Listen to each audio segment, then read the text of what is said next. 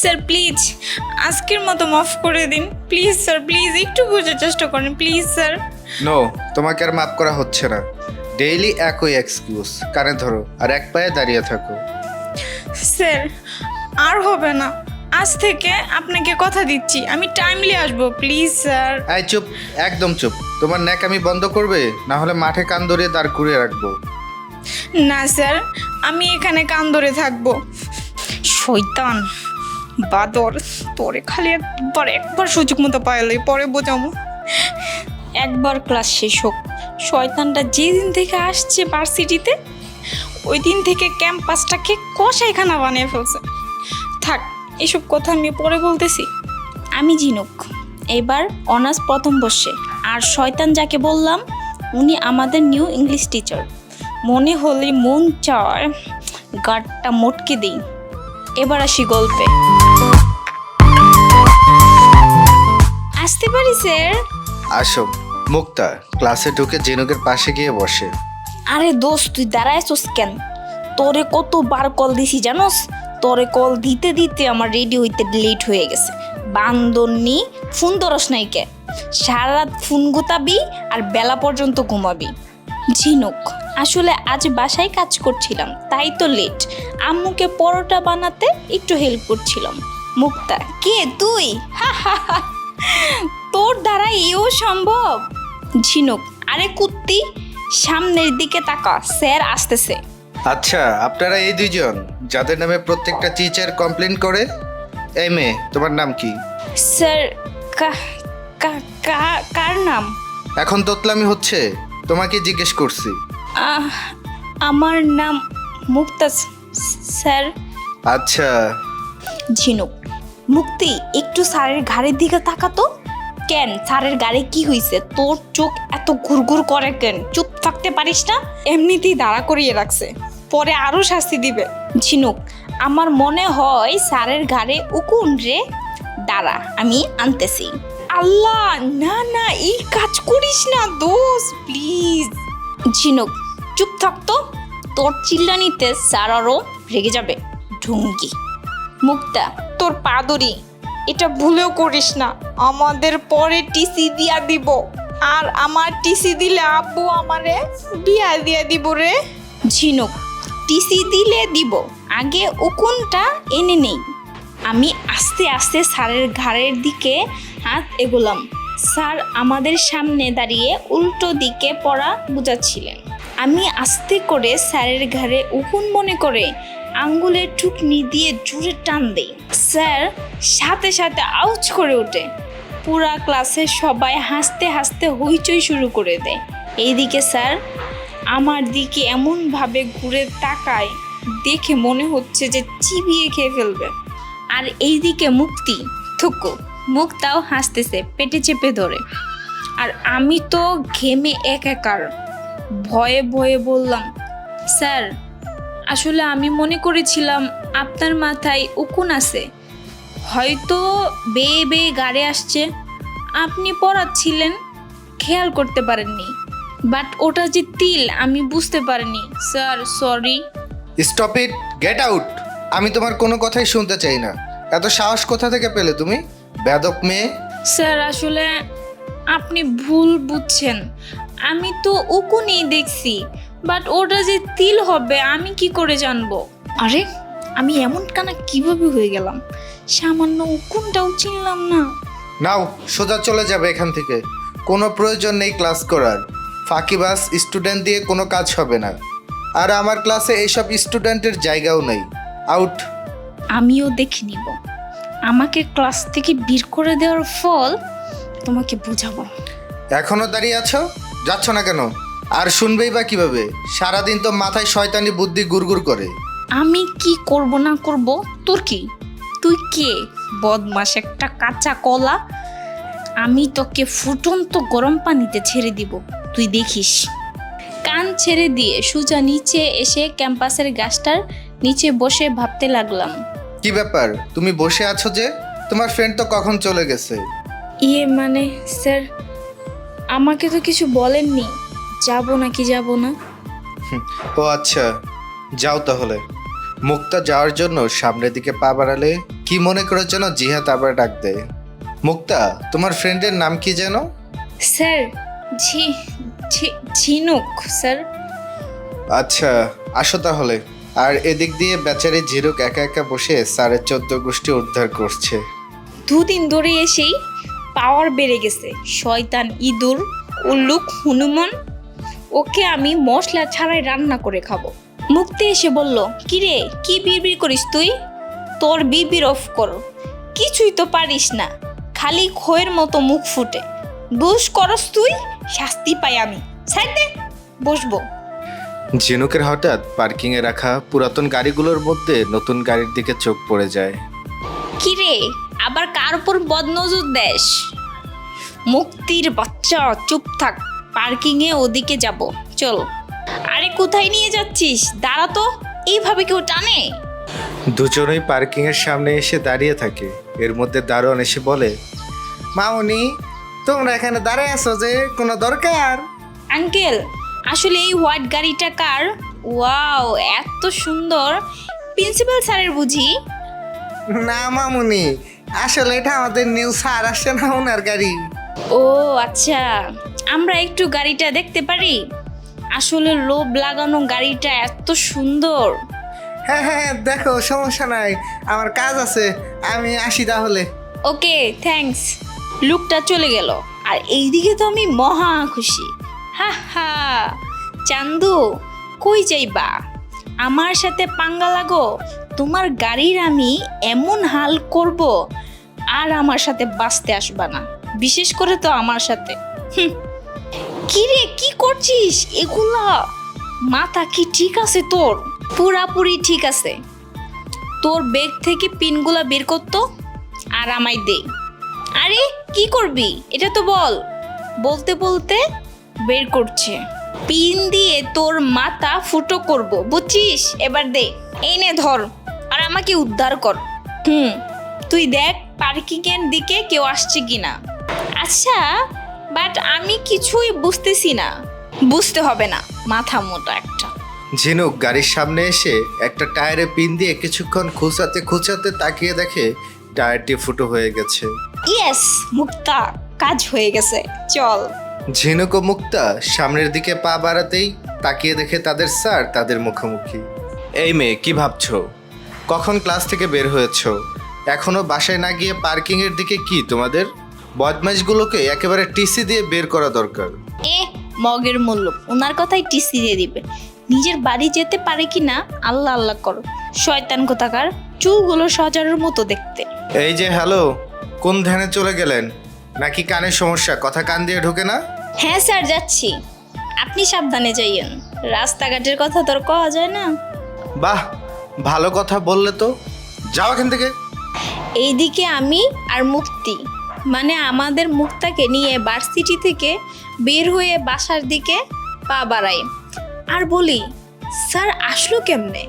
আমাদের ভার্সিটির class time শেষ হয়ে গেছে, তাই উনি আসছে, বুঝছিস? বুঝছি। এবার চল বাসায় যাই, অনেক কাজ করছি। হ্যাঁ চল তাহলে, আসি, আল্লাহ হাফেজ। আমিও বললাম ওকে বাই। বাসার দরজার সামনে এসে কয়েকবার কলিং বেল বাজালাম। ধুর মরা, গেট খুলে না কেন? সব কি উদা হয়ে গেল নাকি? উড়া ধরা কলিং বেল বাজাচ্ছিলাম। এবার ভিতর থেকে আওয়াজ পেলাম, আম্মু বলতেছে, এই কে রে, এতবার কলিং বেল বাজানো লাগে? একবার বাজালেই তো শোনা যায়। ভদ্র ফ্যামিলির বাসায় অভদ্রের মতো কলিং কে বাজাচ্ছে? হ্যাঁ, কাণ্ড জ্ঞান নেই নাকি? মা, তুমি জানো না এই ভদ্র ফ্যামিলির বাসায় অভদ্র মেয়ের মতো কলিং বেল বাজানোর এই ভদ্র মেয়েটার কাজ। চুপ কর তো, মাথাটা ধরে গেছে। আজও তো লেট হলো কেন ফিরতে? কোথায় গিয়েছিলি? মায়ের কথায় কান্না দিয়ে ব্যাগটা সোফায় রেখে আমি আমার রুমে গিয়ে দপাস করে শুয়ে পড়লাম। আর ওইদিকে আম্মু তার বিখ্যাত বাণী শোনাচ্ছে, আমিও শুনতেছি। এই কি রে, জবাব দিস না কেন? কই গেছিলি? এত বড় হয়েছিস, একটাও কথা শুনোস না। কিভাবে শুনবে? বাপের লাই পেয়ে পেয়ে দুইটা মেয়ে মাথায় উঠে গেছে, আমার কথা দুটোর একটাও শুনে না। আজ আসুক, খবর আছে। হয় আমি বাসা থেকে বের হব, আর নয়তো এই দুটোর কোনো সাহায্য করবে। মা যাও তো, ভার্সিটি থেকে আসলাম মাত্র, তোমার চিল্লাচিল্লি শুরু হয়ে গেল। এত না চিল্লিয়ে খাবারটা রেডি করো, খুব ক্ষুধা পেয়েছে। হ্যাঁ ফ্রেশ হয়ে আয়, খাবার রেডি করছি। আমার কথা তো আর কানে নিবি না। ওফ, বাঁচলাম। কিছুক্ষণ চোখটা অফ করে রাখলাম আর স্যারের কথা ভাবছিলাম, কি হবে উল্লুক। এবার বুঝো কার সাথে পাঙ্গা লাগতে আসছিলে। এবার আমাকে শাস্তি দেওয়ার নাম নিলে গাদা বানিয়ে দিব। আর এদিকে স্যার ওদের সাথে কথা বলে গাড়ির চাবিটা তার ব্যাগ থেকে বের করে স্টার্ট দেয়। ভার্সিটি থেকে তার বাসা পর্যন্ত যেতে 1 ঘন্টা, আর গাড়িতে গেলে সময় লাগবে 20 মিনিটের মতো। জিহাদ স্যার হঠাৎ করে বলে উঠল, কি হলো, গাড়ি চলছে না কেন? বলতে বলতে টায়ার ফুসফুস করে আওয়াজ করে চুপসে গেল। জিহাদ স্যার গাড়ি থেকে নেমে গিয়ে পিছনের দিকে গাড়ির চাকার টায়ারের খুঁটিনাটি দেখে, কারণ ও সকালে ভালো গাড়ি নিয়ে আসছে। এই অল্প সময়ের মধ্যে গাড়ির টায়ার পাঞ্চ হওয়ার কোনোই সম্ভাবনা নেই। এর মধ্যে মনে পড়ে যায় ঝিনুক আর মুক্তার কথা। ওরা দুজন তো এদিকেই ছিল, নিশ্চয়ই ওই বদমাশ মেয়েটার কাজ। কাল ওকে 200 বার কান ধরে উঠবোস করাবো। এতটুকু মেয়ে এত ফাজিল হয় কিভাবে? অন্যদিকে ঝিনুক চোখ অফ করে শুয়ে আছে। হঠাৎ মনে হলো কি যেন তার গলায় লাফাচ্ছে। তাকিয়ে দেখে সাপ। এক লাফ দিয়ে উঠে আর লাফাতে লাফাতে বলে, সাপ সাপ, আম্মু বাঁচাও, সাপ আম্মু। ঝিনুকের বোন ঝরা ঝিনুকের এই ব্যাং লাফানি দেখে প্যাট ধরে হাসতে হাসতে মাটিতে গড়াগড়ি খাচ্ছে। ঝিনুক আস্তে আস্তে চোখ খুলে দেখে ঝরা মাটিতে গড়াগড়ি খাচ্ছে আর সাপটা সাইডে পড়ে আছে। এবার বুঝতে পেরেছে যে এটা প্লাস্টিকের সাপ। ঝিনুকের রাগ চরম পর্যায়ে চলে যায়। ঝরা, তুই এমন করলি কেন? জানোয়ার কুত্তি, তোরে থাপড়িয়ে 32টা দাঁত ফেলে দেওয়া দরকার। আরে আপি থামো থামো, আগে তো হাসতে দাও। তুমি যে এত সুন্দর নাচতে পারো, পুরাই মরিন নাচ। আর শুনো, এখনো 32টা দাঁত হয়নি। তোমার 13 দাঁত কয়টা ধার দিও আমায়। কান টেনে ধরে না, যখন থাপ্পড় দিব তখন বুঝবি বেয়াদব। চিল্লাচিল্লি শুনে ঝিনুকের মা তাড়াহুড়ো করে আস্তে আস্তে বলে, আরে হয়েছেটা কি? কোথায় সাপ, কোথায়? এই দিন দুপুরে কোথা থেকে সাপ আসবে, তাও আবার 4 তলার উপরে? আম্মু, তোমার মেয়েকে ভালো হয়ে যেতে বলো, নয়তো আর নয়তো কি, সাপ বলে চিৎকার দিবে, তাই না? তোদের জ্বালায় আর ভাল লাগে না। সারাটা দিন টম আর জেমির মতো লেগেই থাকিস। এই বিছানা নিয়ে, খাওয়া নিয়ে, প্লেট নিয়ে, কাপড় নিয়ে মারামারি করতেই থাকিস। এখনো কি তোরা ছোট বাচ্চা, ফিটার খাস? দুজন হাসতে থাকে আর বলে, মা, জেরিকে তুমি জেমি বলছো কেন? আর কয়দিন পরে শুনবা মিমি হয়ে গেছি। এদিকে জিহাদ রেগে আগুন হয়ে আছে। বাসায় এসে জুতা খুলে এক একটা এক এক দিকে ছুঁড়ে ফেলতেছে। যা দেখে জিহাদের মা ভয় পেয়ে যায়। ভাবছে হয়তো রেগে আছে কোনো কারণে। জিহাদের মা বলল, বাবা কি হয়েছে, রেগে আছিস কেন? বল আমাকে। কিছু না, কিছু হয়নি, কিছু হয়নি বলে রুমে চলে গেল জিহাদ। এদিকে অরাম্মু টেনশনে পড়ে যায়। কি হলো, এত রেগে আছে কেন? ভয়ে অরাম্মু রুমে ঢোকার সাহস পাচ্ছে না, কিছু বলেও না। আর জিহাদ ভাবছে, আজ ওর জন্য টেকছি করে আসতে হলো আমার, এর শোধ আমি নেবই। এই বলে নিচের কোটটা খুলে বিছানায় রেখে ওয়াশরুমে গিয়ে শাওয়ার করে বের হয়। তখন অরাম্মু ডাক দেয়, বাবা জিহাদ, একটু আয় তো, তোর বাবা ডাকছে। আসছি, ওয়েট করো। জিহাদ বাবার রুমে দরজার সামনে দাঁড়িয়ে বলে, বাবা আসবো? আরে বাবা, রুমে আসতে অনুমতি লাগে নাকি? সোজা চলে আসবি, জিজ্ঞেস করার কি আছে? না আসলে তুমি পেপার পড়ছিলে তাই আমি জিজ্ঞেস করলাম। জবটা কেমন করছিস? ভার্সিটিতে কোনো প্রবলেম হচ্ছে না তো? না বাবা, কোনো প্রবলেম হচ্ছে না। তুমি যেন কি বলবে বলছিলে? তাহলে তো ভালোই। আমি বলছিলাম কি, আগামীকাল তুষা ব্যাংকক থেকে বাংলাদেশে আসছে, সাথে তোর ফুপিরাও আসবে। তো বাবা তুই যাবি ওকে আনতে, ঠিক আছে? হোয়াট? আমি যাব কিভাবে? আগামীকাল আবার ভার্সিটিতে অনুষ্ঠান, যেতে হবে। ওনাদের আনতে গেলে তো লেট হবে, আর আমার পক্ষে সম্ভব না। প্লিজ বাবা, বোঝার চেষ্টা করো। আমি তোমার কথা বুঝতে পেরেছি, কিন্তু তুমি ছাড়া তো বাসায় কেউ নেই, তোমারই যেতে হবে। ওকে বাবা, ঠিক আছে, আমি যাব। তো এখন উঠি। হ্যাঁ আসো। জিহাদ, আর একটা কথা, তুষাকে তো তোমার ভার্সিটিতেই ভর্তি হবে, কারণ ওরা একেবারেই বাংলাদেশে আসছে। বলতে গেলে আমি ওদের আনছি। আমার একটা বোন আর ভাগ্নি একে একে ওখানে কি করবে, তাই ওদের আসতে বলছি। আর তুষা তো অনার্স প্রথম বর্ষে পড়ে, প্রবলেম হবে না। ওকে তুমি ভর্তি করিয়ে দিও। আর আমি চাই তুমি পার্সোনালি পড়াবে ওকে। আমার ভার্সিটিতে কেন, দেশে কি ভার্সিটির অভাব পড়েছে? আমি পড়াবো না, আর ওরা আমি পড়াতেও পারবো না। তুষাকে কিভাবে ভর্তি করবে না করবে তুমি জানো, তুমি ওকে পড়াবে। আর কোনো কথা শুনতে চাই না আমি। হ্যাঁ হোক ভর্তি, আমি পড়াবো ভালো করেই। আরও কিছু জঞ্জাল আনুন, আমি ভর্তি করিয়ে দিব। এই ব্যবসায়ী তো খুলে বসছি, দেখ ভালো লাগে না। এই বলে জিহাদ রুমে চলে গেল। আর এইদিকে আমি ব্যালকনিতে দাঁড়িয়ে আছি আর ভাবছি কাল নবীন বরণ অনুষ্ঠান, কি পরবো, শাড়ি নাকি গাউন। এত চিন্তার দরকার নেই, মুক্তি থাকো। মুক্তার থেকে কিছু অ্যাডভাইস নেই, যেইভাবে সেই কাজ। তাড়াতাড়ি রুমে এসে মুক্তার নাম্বারে কল দিলাম। কয়েকবার কল দিলাম, বাট রিং বাজতে বাজতে কেটে যায়। ব্যাপার কি, রাক্ষসীটা কই গেছে, কল ধরে না কেন? 6 বারের সময় কল ধরে বলে, কে? তোর জম। কই আসস? দূর, কি হইছে? একটু তো ঘুমাতে দিবি নাকি? এত রাতে কল দিছিস কেন? ও তুমি ঘুমাচ্ছ? তোর ঘুমের গোষ্ঠী গেলাই। আগে বল কাল নবীন বরণে কি পরে যাবি? কি এত রাতে ফোন দিছিস? কাল কি পরে যাবে এইটা জিজ্ঞাসা করার জন্য? তো কিসের জন্য কল দিব? তাড়াতাড়ি বল, কথা না বাড়িয়ে। আমি ড্রেস চুজ করতে পারছি না। কাল কোনো ড্রেসই পরবো না, ড্রেস ছাড়াই যাব। থাক, বিরক্ত কর। আরে কতি, শোন শোন। দূর, কেটেই দিল। আমিও ঘুমাই, আর কত জেগে থাকবো, অনেক রাত হয়ে গেছে। কাল ওরে মাটিতেই পুঁতে ফেলবো। আমার সাথে জিদ দেখানো। পরের দিন সকালে ঝিনুকের মা বলল, ঝিনুক, এই ঝিনুক উঠ, ভার্সিটিতে যাবি না? মুক্তা রেডি হয়ে চলে আসছে, উঠ তো। আরে দূর, তুমি ভার্সিটিতে যাও, আমি ঘুমাবো, পরে ডাক দিও তো।